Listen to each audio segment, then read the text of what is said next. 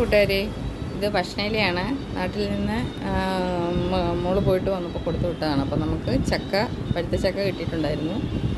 ചക്ക ചുളയെല്ലാം റെഡിയാക്കി നമ്മൾ ചെറിയ ഉണ്ട അതിൻ്റെ ഒരു പകുതി ഭാഗം ചീകി എടുത്തിരിക്കുന്നതാണ്. പിന്നെ ഞാൻ എൻ്റെ ഇഷ്ടത്തിന് അങ്ങ് തേങ്ങയൊക്കെ ചേർക്കും. ഒരു മുറിയിൽ കൂടുതലുണ്ട്. പിന്നെ ഏലയ്ക്ക തല്ലിപ്പൊട്ടിച്ച് അതിനകത്തോട്ട് ചേർക്കാം. ഇത്രയും ചേർത്ത് നല്ലതായിട്ട് കൈകൊണ്ട് തന്നെ ഞാനങ്ങ് ഞെവിടി മിക്സാക്കി ചെയ്ത് ചക്കയൊക്കെ മിക്സിയിൽ അങ്ങ് ഇട്ടടിച്ചൊന്നുമില്ല.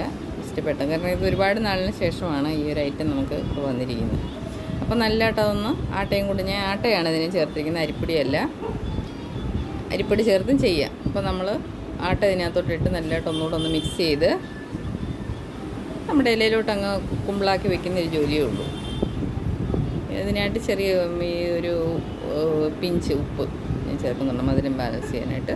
അപ്പോൾ വേണ്ട ഇതേ രീതി മിക്സ് ചെയ്ത് വെച്ച് നമുക്ക് കുമ്പിൾ അങ്ങോട്ടാക്കി സ്പൂൺ വെച്ചോ നമ്മുടെ കൈ വെച്ച് തന്നെയോ കോരി അതിനകത്തോട്ട് ചുമ്മാതെ വെച്ചങ്ങ് വെച്ചാൽ മതി. അത് പിന്നൊന്നും കുത്തേണ്ട കാര്യമില്ല.